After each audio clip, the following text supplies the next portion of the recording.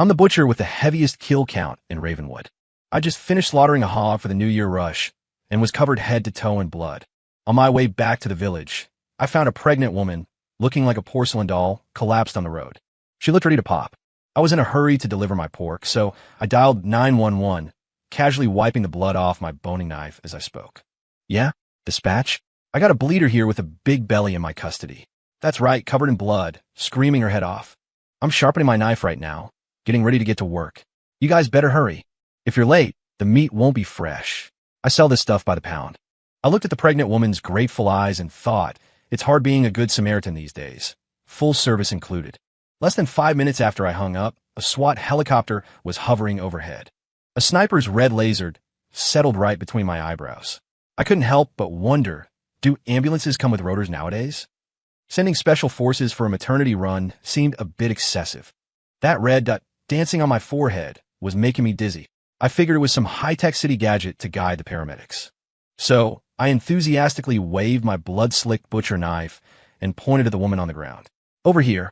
She's right here. Hurry down, or she'll bleed dry. A loudspeaker boomed from above. Drop the weapon. Surrender immediately. You have the right to remain silent. I froze. Weapon. I looked down at the freshly sharpened blade in my hand. This was my livelihood. Since when did it become a weapon? Before I could process it, a swarm of men in black tactical gear and helmets rushed out from all directions. The hardware in their hands looked a lot harder than my knife. Freeze! Get down! The commotion startled me. My foot slipped in the mud, my hand still gripping the knife. That slip was disastrous. I lunged straight toward the pregnant woman. The posture looked exactly like I was going in for the kill. Bang! A gunshot rang out, the bullet hitting the dirt inches from my foot, splashing mud into my face. I shuddered in terror, the knife clattering to the ground with a metallic ring. Immediately, 3 large officers tackled me, shoving my face into the mud. My arm was nearly twisted into a pretzel. Ow, ow, ow. Easy. That arm is for butchering hogs. You gonna pay me if you break it? Stay down. You sick serial killer. The guy kneeling on my back roared louder than I did. I was bewildered. Serial killer. I struggled to turn my head, spitting out mud. Officer, you got it wrong. I'm a butcher. I found her on the side of the road. Just then, paramedics in white coats rushed over, carefully lifting the woman onto a stretcher. She tried to speak, but the pain made her groan, and she passed out before she could get a word in. Great. The only witness just fainted. Hands cuffed behind my back, I was shoved into the back of a reinforced paddy wagon. Watching the van full of live ammo SWAT guys, I was still worrying. My pork was still in the back of my pickup truck.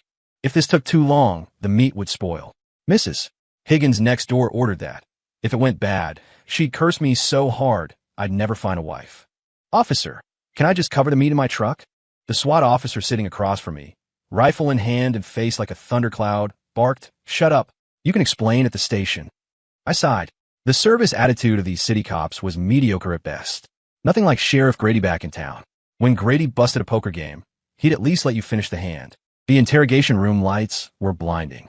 2 detectives sat opposite me, a man and a woman. The man had a face full of gristle, looking more like a butcher than I did. The woman was pretty but had a face like stone, looking at me like I owed her money. The male detective slammed the table. Wham! I flinched. Name: Jack Blade Miller. Occupation: artisan. Ancestral knife skills. The detective sneered. Artisan? Looks more like an executioner. Start talking. What happened to the pregnant woman? I perked up. I knew this part. Oh, you mean the big belly? I saw her by the road. It was urgent. I figured if the thing died on the way, it wouldn't be worth any money, so I called you guys. The female detective, taking notes, snapped her pen tip, tearing the paper. She looked up, eyes ready to skin me alive. Not worth money? In your eyes, is that a human life or cargo? I scratched my head, handcuffs jingling. Depends on how you look at it. Alive, it's priceless. Dead, it's just a pile of meat. A hassle to dispose of. Bad luck. I was telling the honest truth. In my line of work, a dead hog is taboo. No one eats dead pork. You have to bury it secretly. Waste of time and effort.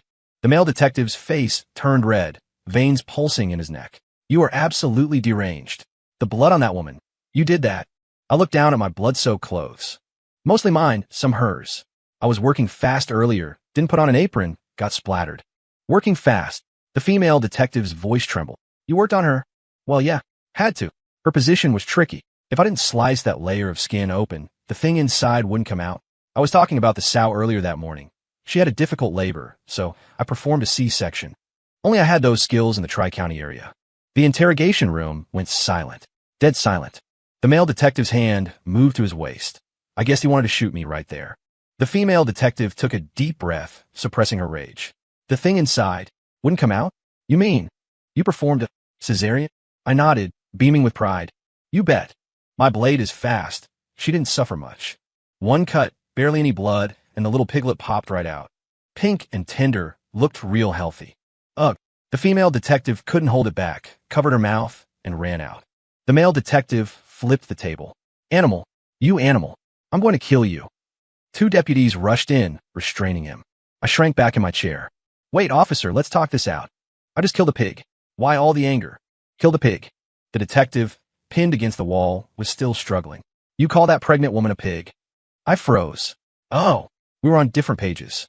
I hurriedly explained. No, I'm talking about the New Year hog I slaughtered this morning. The pregnant woman was the one I found on the way back. You guys showed up before I could do anything. The detective stopped struggling, looking at me suspiciously. You didn't touch her? I swear. I was going to take her to my shop to dress her wounds and maybe deliver the baby. I mean, I'm a butcher, but anatomically speaking, people and pigs aren't that different. Shut up. The female detective returned, face pale, pointing a finger at my nose. Gag him. I don't want to hear another word. I felt incredibly wronged. Tell the truth, and nobody believes you. Just then, the door swung open. A man in a tailored suit, looking like old money, walked in. The chief of police followed, bowing and scraping. The man glanced at me. His eyes were colder than my killing knife. This is it, I thought. The owner of the pig I slaughtered found me. But that didn't make sense. I raised that pig myself. The suit walked up to me. Lumi. He smelled of expensive cologne, like some kind of curing spice. The chief smiled nervously. Mr. Sterling, this is the guy. Caught red-handed. We're interrogating him now. Rest assured, we'll throw the book at him. Mr. Sterling ignored the chief and just stared at me. Which hand touched her? The question came out of nowhere. I subconsciously held out my right hand. This hand holds a knife, this hand holds the... Before I could finish, Sterling kicked my chair hard. I toppled over, face planting into the floor. Hey, why are you hitting me? Officers, aren't you going to stop this? I yelled from the floor. The chief turned his head, pretending to read a poster on the wall. The 2 detectives looked satisfied. Sterling squatted down, grabbing my collar. He was strong. If anything happens to Evelyn or the baby, I will slice the meat off your bones, piece by piece, and feed it to the dogs. I shivered. Was this guy a colleague? That was professional talk. Buddy, let's talk. I really didn't hurt her. I just wanted to deliver some pork. You dare mention pork. Sterling raised his fist. Just then, a nurse rushed in. Mr. Sterling. Mr. Sterling. The madam is awake. Sterling's hand froze midair. He let go, straightened his suit, and turned to leave. At the door, he paused. Bring him. I want Evelyn to identify this animal personally. I was hauled up. My heart was bitter. The pork in my truck was probably attracting flies by now. Who was going to cover that loss? We arrived at the hospital. Bodyguards everywhere. A sea of black suits blocking the corridor. I was shoved into the VIP ward. The pregnant woman lay on the bed. Pale, but she looked alert. In the bassinet next to the bed, a baby was crying loudly. Sterling rushed to the bedside, gripping the woman's hand, his eyes red. Evelyn, you've suffered. I caught the pervert. How do you want to handle him? He pointed back at me. The woman followed his finger. I squeezed out an ingratiating smile. I knew that with my face covered in dried blood and mud, the smile probably looked more terrifying than crying. Ma'am, you be the judge. Am I a good guy or what? Sterling roared. Shut up. Don't threaten the victim. Evelyn looked at me for a long moment, then suddenly burst into tears. Honey. Sterling comforted her quickly. Don't be afraid. I'm here. He can't hurt you. Evelyn shook her head and pointed at me. Quick, release him. Sterling froze. The chief froze. The room, full of people, froze. I froze too. This lady knew what was up. Evelyn, are you confused from the shock? He kidnapped you. No. Evelyn tried to sit up, wincing from her wound. My water broke on the road. My car broke down, no signal. He lifted me into his pickup, covered me with his coat. He even called the police. Although what he said was a little scary. At this point, Evelyn couldn't help but chuckle. He said the meat wouldn't be fresh, selling by the pound. Sterling's face went through a spectrum of colors. It was magnificent. The chief's jaw nearly hit the floor. I strained my back. Even with handcuffs on, I felt 10 feet tall. I told you, I'm a legitimate butcher doing good deeds on the side. You guys wouldn't believe me. Sterling turned around, looking at me. The murderous aura was gone, replaced by awkwardness. Extreme awkwardness. I looked back at him. So, since the misunderstanding is cleared up, can you take these cuffs off? I gotta get back to sell my meat. Sterling waved his hand. The officers quickly uncuffed me. I rubbed my wrists and looked at Sterling. Mr. Sterling, right? About that kick earlier and my truckload of pork. Sterling took a deep breath and pulled out a checkbook. Here is $500,000. Consider it compensation and a thank you gift. I took the check, counting the zeros. 1, 2, 3. Holy cow. How many hogs was this? I swallowed hard and stuffed the check into my jacket. All right, water under the bridge. But I pointed at Evelyn on the bed. The missus is weak. Later, I'll send over 2 pounds of premium tenderloin. Good for recovery. Sterling's mouth twitched. That won't be necessary. I waved my hand and turned to leave. At the door, I remembered something. I looked back at Sterling. By the way, you said you were going to slice me up and feed me to the dogs. Sounded like you know your way around Blade. Maybe we can compare notes sometime. Sterling's face darkened again. I chuckled and swaggered out of the ward. But I didn't expect that this was just the beginning. That check was hot. With 500 grand, I became the richest man in my village. But I was still Jack Blade Miller, the butcher. Money in the bank is just a number. Nothing feels as solid as a butcher knife in your hand. Only, for the next few days, the townsfolk looked at me weird. Mrs. Higgins came to buy meat, threw the money from 10 feet away, grabbed the pork, and ran like she'd seen a ghost. I asked around. The video of the SWAT team taking me down had gone viral. Even though it was debunked, everyone remembered the line. If you're late, the meat won't be fresh. Now the whole town called me the human pork bun. I was innocent, more innocent than a spring lamb.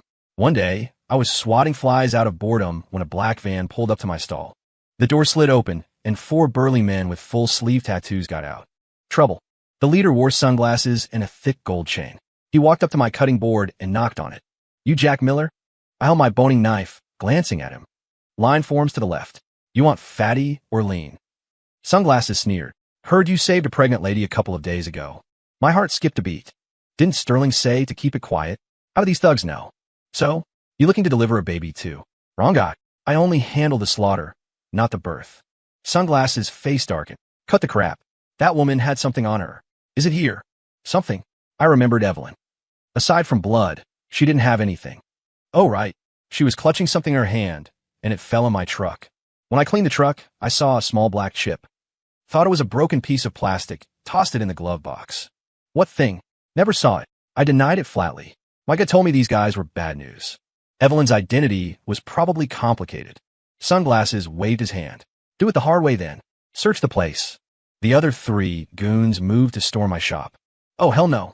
This was my territory. I slammed my cleaver into the cutting board. Thud. The blade sank deep, the handle vibrating. I'd like to see you try. You think my meat shop is a playground? The 3 goons paused, intimidated by the force of the chop. Sunglasses took off his shades, revealing vicious eyes. A tough guy. All right, boys, loosen his bones. 4 of them pulled out collapsible batons. I sighed. Why was selling pork so hard these days? Sunglasses charged first, the baton whistling toward my head. I didn't dodge. I've seen straightforward attacks like this from angry hogs 1,000 times. I sidestepped, and my boning knife flicked out. Not to cut. I used the flat of the blade to slap his wrist. Crack. A crisp sound. Sunglasses baton flew, and he grabbed his wrist, screaming. Your tendon alignment was off. I just corrected it for you. I said earnestly. The other 3 saw their boss go down and lunged together. I bobbed and weaved, the knife in my hand acting like it had eyes of its own. A slap to the knee, a tap on the funny bone, a jab to the ribs. In under a minute, all 4 were on the ground, groaning like pigs waiting for the slaughter. I shook my head. Too weak. The meat quality is poor. Too much water retention. The neighbors were stunned. They knew I could butcher, but they didn't know I could fight like this. I squatted down looking at Sunglasses. Talk. What do you want the thing for? Sunglasses was sweating buckets from the pain, gritting his teeth in silence. Tough guy. I traced the flat of my knife against his face. Not talking. Guess I'll have to skin you then. This face skin is too thick. Ruins the texture. The cold steel against his cheek broke him. Don't cut. I'll talk. It's a chip. It has classified data on the Sterling Corporation. A chip. I thought of the black plastic bit. That piece of junk was worth money. Sirens wailed again. My stomach tightened. Not SWAT again. Luckily, it was Sheriff Grady. Grady looked at the 4 groaning men, then at me, standing without a scratch. Jack, what kind of show are you putting on now? I tossed the knife down and raised my hands. Sheriff, this was genuine self-defense. They started it. Try to rob my meat. Sunglasses on the ground cried out. Officer, help. He's a demon. He was going to butcher us. Grady rolled his eyes. All right, haul him all in. Back to the station. I was a regular now. Not long after I sat down, Arthur Sterling walked in again. This time, the way he looked at me had changed. No bodyguards. Just him. Holding a fruit basket. Looked kind of ridiculous. Mr. Miller. Impressive skills. He placed the basket on the table and sat opposite me. I glanced at the basket. Apples, bananas, 2 dragon fruits. Fancy. Mr. Sterling, shoot straight. Did I cause trouble again? Sterling smiled. Not trouble. You did me a huge favor. Those men were sent by a corporate rival to steal that chip. Oh, that thing's in the glove box of my truck. Go get it yourself. I didn't care about some chip. I just wanted to sell meat in peace. Sterling shook his head. The chip doesn't matter anymore. What matters is they've targeted you, and they've targeted Evelyn. I frowned. Meaning, that organization stops at nothing. You saved Evelyn and ruined their plan. They won't let you go. I mentally cursed 1,000 times. Who did I offend? So what do? I can't move. My ancestors are buried here. Sterling leaned forward, staring into my eyes. I have a proposal. Come to my house. Be a bodyguard. Bodyguard? I laughed. Mr. Sterling, you joking? I'm a butcher. You want me in a suit and sunglasses following you around? No suit necessary. Just be yourself. Cook for the family, cut the meat. When needed, protect Evelyn and the baby. 10,000 a month. The refusal stuck in my throat. 10,000 a month? I barely made that in a year of early mornings and late nights. Deal. I agreed instantly. I had the 500 grand, but who complains about having too much money? Plus, the way Sterling put it, if I didn't go, those guys would keep coming for me. Better to hide in a mansion, make money, and lay low. So I packed my bags. A butcher knife, a boning knife, and my whetstone. I moved into the Sterling villa. The place was massive. The bathroom alone was bigger than my butcher shop. Sterling's wife, Evelyn, was overjoyed to see me. Hero, you finally came. She was holding the baby, looking much healthier. Don't call me Hero. Just Jack. I was a bit embarrassed. The Sterlings had a butler, Mr. Thorne, a meticulous man. He always looked at me with a hint of disdain. Mr. Miller, the kitchen is a sanitary environment. Please pay attention to hygiene. Your tools, please do not mix them with the fine china. He pointed at my greasy, gleaming butcher knife. I curled my lip. What do you know? This blade is blessed. Wards off evil. Thorne shook with rage. The dinner party. The Sterlings hosted a gala. Important people everywhere. Sterling asked me to show off a bit. I thought about it and had them bring out half a hog. The guests were stunned. Under the crystal chandeliers, a raw half pig was a jarring sight. But I didn't care. I picked up my knife and took a deep breath. Ladies and gentlemen, pardon the display. This is called Jack's Anatomy. The blade flashed. I moved. No fancy flourishes, just precise cuts. Skin separated from meat, meat from bone, joints disconnected instantly. In under 5 minutes, the half hog became platters of perfectly sliced meat, the bones stripped clean and reassembled into a perfect skeleton. The room was silent. Then, thunderous applause. The ladies in evening gowns looked at me differently, like they were looking at an artist. Sterling was satisfied. Evelyn was happy. Only Mr. Thorne, looking at the pig blood on the floor, turned green.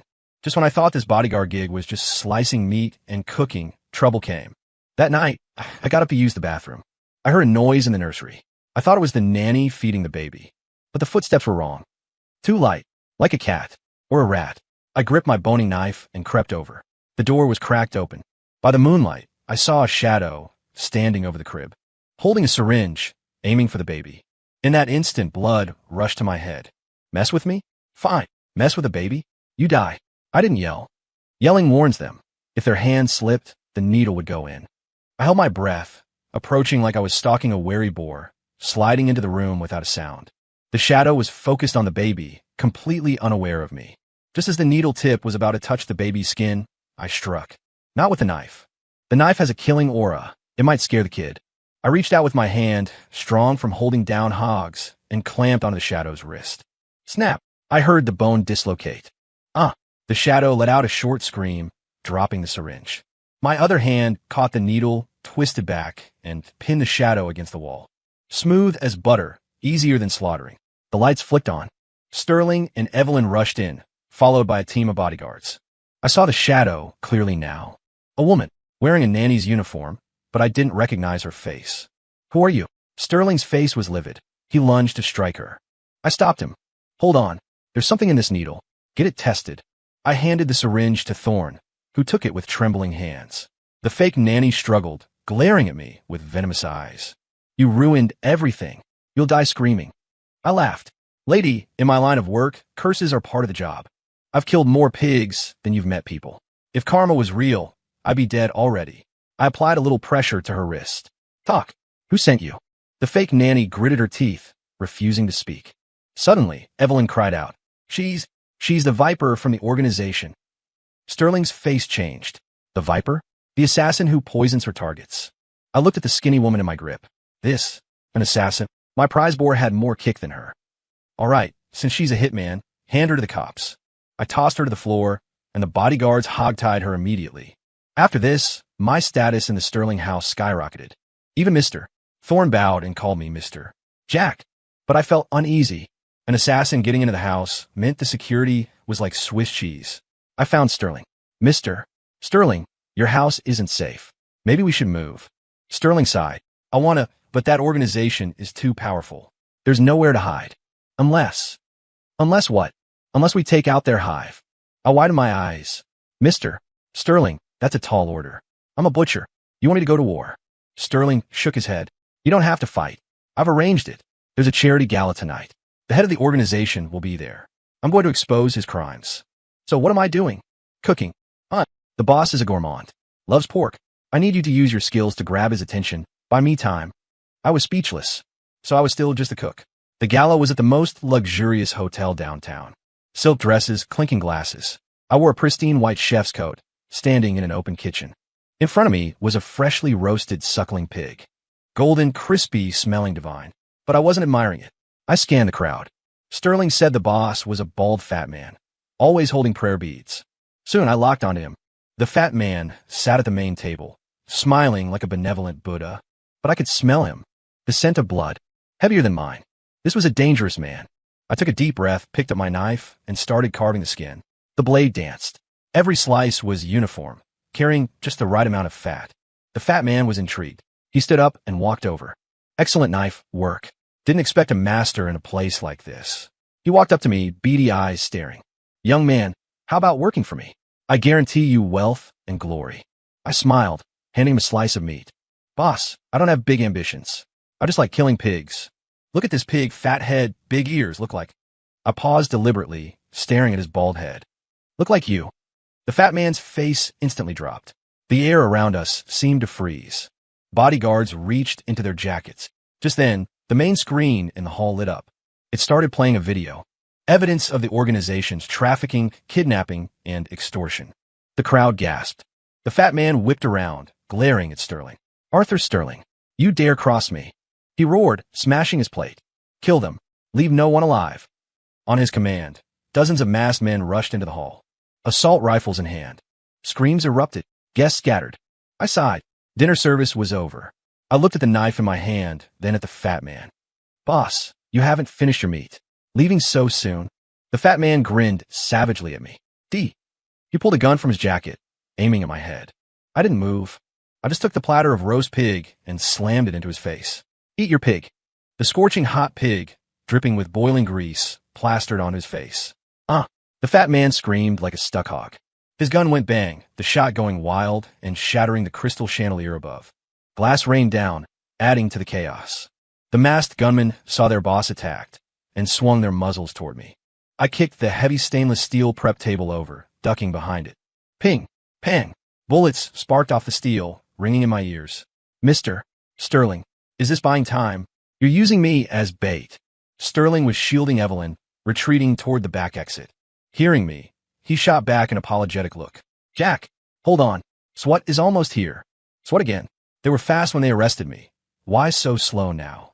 I cursed internally, but my hands kept moving. On the table lay a cleaver, a boning knife, and a few steak knives. I grabbed 2 steak knives, listening to the footsteps. 1 on the left, 2 on the right. Through the reflection on the stainless steel, I saw 3 pairs of dress shoes creeping closer. Now, I sprang up, flicking the steak knives like darts. Thwack! Thwack! 2 dull thuds. The knives buried themselves precisely in the wrists of the 2 gunmen on the right. Guns dropped. The guy on the left reacted, raising his rifle. I didn't give him the chance. My cleaver spun through the air, smashing right into his forehead. Flat side, of course. Clang. The guy rolled his eyes back and dropped cold. I barrel rolled and grabbed a fallen rifle. I'd never fired one, but I'd seen enough movies. I pointed it at the ceiling and squeezed the trigger. Hot, hot, hot, hot. The barrel jumped wildly, numbing my hand, but it made a statement. The remaining gunman paused, intimidated by my chaotic style. The fat man finally wiped the pig grease off his face. His skin was scalded red. Peeling, he looked worse than the pig. Kill him. Grind him into burger meat. He shrieked hysterically. Suddenly, the hall's windows shattered. Figures rappelled down on ropes. Police! Freeze! Same lines, same delivery. I almost cried tears of joy. Finally, they weren't here for me. The SWAT team was efficient, cleaning up the rabble in seconds. The fat man tried to run. I sprinted over and kicked him square in the ass. Running without paying? Put this pig on his tab. He face-planted and was pinned by officers. Crisis averted. Sterling walked over, patting my shoulder. Great work, Jack. I slumped on the floor, panting. Sterling, price just went up. That was hazard pay territory. Sterling smiled. No problem. Double it. I relaxed. Bad guys caught. Money made. Time to go home and sell pork. But I didn't expect the real twist was just starting. As the police hauled the fat man past me, he stopped struggling. He stared dead at me. Not with hate, but with mockery. You think this is over? He whispered, low enough only for me to hear. The woman you saved, she is the real devil. I froze. Before I could ask, he was dragged away. I turned to look at Evelyn. She was holding the baby, leaning weakly against Sterling's chest. Looking harmless. Was it just the fat man trying to sow discord? I shook my head, clearing the thought. Happy couple, none my business. Back at the villa, the mood was light. Sterling opened a bottle of wine to celebrate. I had a couple of glasses. The alcohol hit me, making me woozy. In the middle of the night, I woke up thirsty. I stumbled to the kitchen for water. Passing the study, I heard voices. The door was ajar. It was Sterling and Evelyn. I intended to walk away, but I heard my name. Jack Miller has to go. It was Evelyn. That gentle, soft voice was now ice cold. I shuddered, instantly sobering up. Why? He helped us. Sterling sounded hesitant. Just like that fat idiot said, he saw things he shouldn't have. And he's too skilled. He's a liability, Evelyn said coldly. The secrets on that ship cannot leak. The fat man is in custody, but he surely has a contingency plan. Jack handled the chip, if he realized what it was. But, Novats, Arthur, remember, we are building an empire. Any stumbling block must be kicked aside. Evelyn's voice dripped with murderous intent. Tomorrow, arrange an accident. Silence him permanently. I stood in the hall, limbs cold. I was the pig waiting for the slaughter. Family feuds, justice versus evil. In the face of profit, it was all garbage. I clenched my fist. Want to kill me? Let's see if your teeth are sharp enough. I quietly retreated to my room. Pack my knives. Since you want to play dirty, don't blame me for playing rough. The lead actor in this show just changed. I didn't run that night. That's cowardice. Plus, the villa was crawling with cameras and guards. I had to use my brain. The next morning, I got up as usual to make breakfast. Pork congee with century egg, fried eggs, and soup dumplings. I added a special ingredient to the congee. Not poison. I'm a butcher with standards. It was herbal extract used for hogs. When a pig gets aggressive, a little of this makes him sleep like the dead. Works on humans too, just gotta watch the dosage. Sterling and Evelyn came down, acting like nothing was wrong, smiling at me. Jack, sleep well? Evelyn asked sweetly. I looked at her and saw a wolf in human skin. Great. Dreamt of slaughtering pigs. One cut, blood everywhere. Satisfying. I beamed, serving the porridge. Evelyn's expression stiffened for a second, then returned to normal. They ate the porridge without suspicion. 10 minutes later. Why? Why am I so tired? Sterling rubbed his temples, eyelids drooping. Evelyn slumped onto the table, eyes losing focus. Jack, you. She pointed at me, tongue slurring. Thump. Both at the table, out cold. Mister. Thorne and a few guards noticed the silence and rushed in. What did you do? Thorne screamed in horror. I didn't waste words. I flipped the heavy dining table. Nobody move. Anyone moves, I end them. I stood there, a boning knife in each hand, radiating menace. The guards, wary of my skills and afraid of hurting the unconscious couple, hesitated. Open the gate. Give me a car, I commanded. You can't escape. Our men are everywhere outside. Thorne blustered. Run? Who said I'm running? I walked over to Evelyn and yanked a necklace off her neck. The pendant was a delicate locket. I squeezed it hard. Crack. It popped open, revealing a tiny memory card. The chip. I heard Evelyn mention the necklace last night. She wore it constantly. This is your lifeline, right? I dangled the chip. Thorne's face went pale. Give it to me. Sure, just make way. I grabbed the unconscious Sterling as a human shield and walked out. The guards retreated step by step. Just as I reached the main gate, a police cruiser screeched to a halt. Sheriff Grady jumped out with his team. Jack Miller, drop the weapon. I stared. Grady again. Did the Sterlings call the cops? No. People doing their dirt don't call 911. Grady looked at me, then at the unconscious Sterling. Jack, what are you doing? Kidnapping. Sheriff, it's self-defense. These two try to kill me. I yelled. Kill you? They're prominent entrepreneurs. Why would they kill a butcher? Grady clearly didn't buy it. Just then, Evelyn woke up. Woman had an iron constitution. The herbs didn't keep her down long enough. Seeing the police, she switched faces instantly. Tears flowed on command. Officer, help. This maniac poisoned us, stole my necklace, and is trying to kill us to silence witnesses. I was floored. Give this woman an Oscar. Bullshit. You were plotting to kill me. Evidence? Do you have evidence? Evelyn wept beautifully. We took him in, gave him a high salary, and this is how he repays us. Grady looked at me with deep disappointment. Jack, drop the knife. We can talk at the station. I looked at the cops, then at the triumphant Evelyn. I knew if I went to the station, I was dead. The Sterlings had money and power. They turned black into white. My life will be over. No, I wouldn't go down like this. I took a deep breath and made a crazy decision. Sheriff, sorry about this. I shoved Sterling hard into Grady's arms. While everyone scrambled, I turned and bolted, scaling the wall, jumping into a car, diving into alleyways. Skills I perfected skipping school as a kid. Sirens wailed behind me. I was a fugitive, but I had the chip. My only chance to flip the table. I hid in an abandoned slaughterhouse on the edge of town. My home turf. I found an old computer and plugged the chip in. The screen lit up with files that made my scalp tingle. This wasn't just corporate secrets. It was a list. A massive network involving organ trafficking and money laundering. And Evelyn Sterling. She was one of the masterminds behind the whole web. Arthur Sterling was just a puppet she pushed to the front. Even the Fat Man was her subordinate. The Viper assassination attempt, the attack at the gala, all theater directed by her. The goal was to eliminate the disobedient Fat Man and launder her own reputation, pinning all crimes on his faction. What a ruthless woman. What deep schemes. I broke into a cold sweat. I had saved a venomous snake. Bang.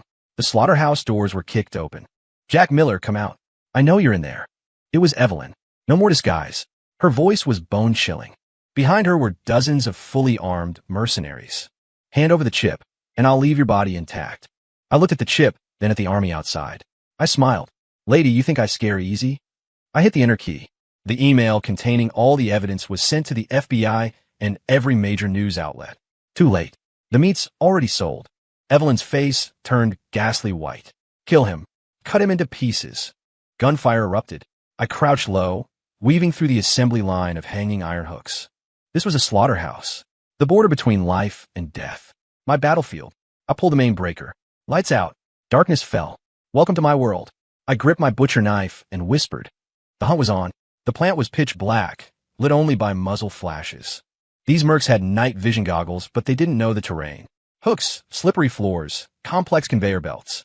To me, this was as familiar as my backyard. I knew every blind spot, every obstacle. I moved like a ghost. Arg! A scream. A merc stepped on a patch of lard, slipped, and took a chop to the neck from my hand. Out cold. I snatched his night vision goggles and put them on. Now it was fair. In the green glow, I saw them searching cautiously. Evelyn stood at the door, surrounded by guards, gun in hand, looking panicked. Don't panic. Guard the exits. He can't escape. She barked orders. I sneered. Escape? Why would I run? I hit the switch for the conveyor belt. Rumble. The massive machinery roared to life, hooks clattering overhead. The sudden noise threw them into chaos. Over there. Fire. Bullets sprayed the conveyor belt, sparks flying off the hooks. Using the noise as cover, I circled around. Close quarters, a long gun is just a walking stick. I rushed into the group, knife flying, severing tendons, popping joints, hitting pressure points. I didn't kill, but I made sure they couldn't stand up. One by one, they dropped. Screams echoed. Evelyn was finally terrified. She watched her men dwindle, the invisible enemy getting closer. Retreat. Move. She turned to run, but I was already blocking the door, holding a butcher knife dripping with, well, machine oil. Going somewhere, ma'am? You haven't paid the bill. Evelyn shrieked, raising her gun. My wrist flicked. A throwing knife flashed. It wedged perfectly into the barrel of her gun. My little Lee's flying dagger technique, practiced for 10 years on flies. The gun backfired. Evelyn's hand was injured by the recoil, the weapon clattering to the floor. She collapsed, staring at me in terror. Don't kill me. I have money. Lots of money. I'll give it all to you. I walked toward her slowly. Money doesn't come with you when you die. Your heart is too black. Needs to be taken out and washed. Eveline wet herself. Just then, a symphony of sirens wailed outside. SWAT, state troopers, maybe even the feds. The slaughterhouse was surrounded. The email had done its job. Dawn broke. The doors were pushed open.